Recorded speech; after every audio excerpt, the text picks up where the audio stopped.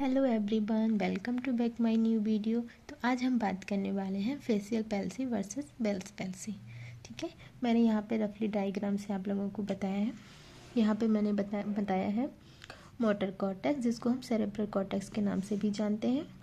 यहाँ पे बनाए हैं फेशियल न्यूक्लियाई, जिसमें दो पार्ट्स होते हैं, अपर पार्ट्स एंड लोअर पार्ट। तो अपर वाले पार्ट्स को जो नर्व सप्लाई आती है वो सेम साइड यानी कि इप्सिलेटर साइड से भी आती है और अपोजिट यानी कि कॉन्ट्रालेटरल साइड से भी आती है। ठीक है, वहीं बात करते हैं लोअर पार्ट्स की, तो उसमें सिर्फ कॉन्ट्रालेटरल यानी कि अपोजिट साइड से इंफॉर्मेशन आती है।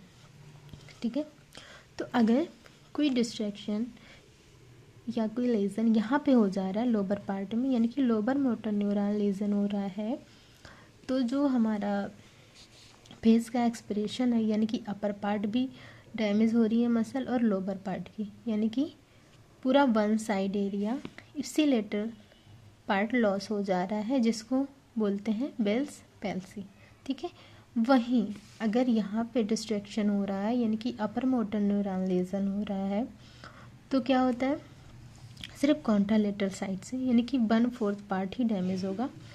जैसे कि जो अपर पार्ट है उसमें तो हमारा सेम साइड से भी आ रहा है, इसमें भी आ रहा है, तो इसमें अगर कहीं नर्व सप्लाई नहीं आ रही है तो हमारे इस साइड से आ रही है, बट जो लोअर पार्ट है इसमें सिर्फ और सिर्फ अपर पार्ट से आ रही है, लेकिन कॉन्ट्रालेटरल साइड से आ रही है। ठीक है, तो हमारा सिर्फ 1/4 पार्ट यानी कि माउथ पार्ट डैमेज हो जाएगा, जिसको हम कॉन्ट्रालेटरल पार्ट लॉस हो जाता है, जिसको हम फेशियल पैल्सी के नाम से जानते हैं।